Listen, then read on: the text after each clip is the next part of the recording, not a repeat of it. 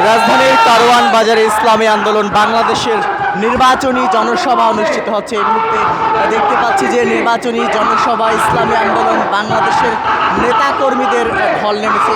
আজকের এই নির্বাচনী জনসভায় প্রধান অতিথি হিসেবে উপস্থিত রয়েছেন ইসলামী আন্দোলন বাংলাদেশের আমির মুফতি সৈয়দ মোহাম্মদ রেজাউল করিম। অল্প কিছুক্ষণ আগেই তিনি আজকের এই নির্বাচনী জনসভার মঞ্চে এসেছেন। মূলত এখান থেকে আজকের আশেপাশের যে আসনগুলো রয়েছে, রাজধানী ঢাকার যে আসনগুলো রয়েছে, সেই আসনের প্রার্থীদেরকে পরিচিত করে দেওয়া হবে এবং নির্বাচনী বিভিন্ন দিক নির্দেশনামূলক বক্তব্য রাখবেন ইসলামী আন্দোলন বাংলাদেশের আমির সৈয়দ মোহাম্মদ রেজাউল করিম, এমনটি কিন্তু আমরা জানতে পেরেছি।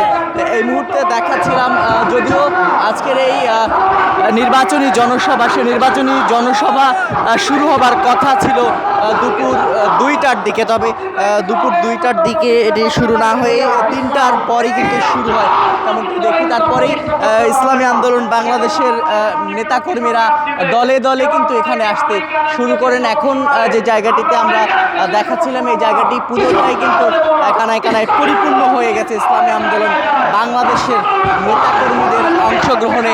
আজকের এই নির্বাচনী জনসভার মঞ্চটি কিন্তু কানায় কানায় পরিপূর্ণ হয়ে গেছে তেমনটি কিন্তু আমরা দেখতে পাচ্ছি। অল্প কিছুক্ষণের মধ্যেই কিন্তু এখানে বক্তব্য রাখবেন ইসলামী আন্দোলন বাংলাদেশের আমির সৈয়দ মোহাম্মদ রেজাউল করিম, তেমনটি কিন্তু আমরা জানতে পেরেছি।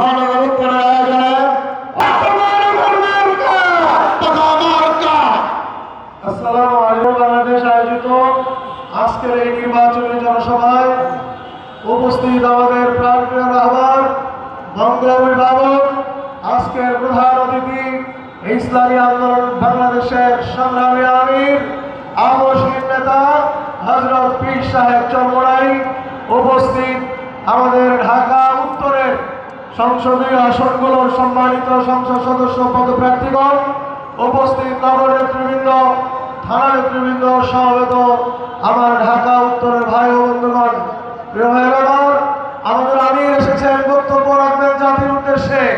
আমি সংক্ষেপে বলতে চাই, কিছু কথা বলে গিয়েছেন আমাদের মুক্তাদি সাহেব, ঢাকার 12 আসনের সংগ্রামী সংসদ সদস্য পদপ্রার্থী। আমি ওই বিষয়ে যে একটি কথা বলতে চাই। আমাকে অনেকে বলেছেন এই কারওয়ান বাজারে কেউ কেউ নাকি ইসলামী আন্দোলন বাংলাদেশের ব্যাপারে কিছু কিছু প্রপাগান্ডা করছে। তারা নাকি বলতে চায় আমরা সমঝোতা থেকে বেরিয়ে আসছি, আমরা নাকি কোনো সমস্যার সৃষ্টি করেছি। আমি বলতে চাই, আমি নিজে সেই লিয়াজু কমিটির একজন সদস্য ছিলাম। আমি জানি আমাদের আমির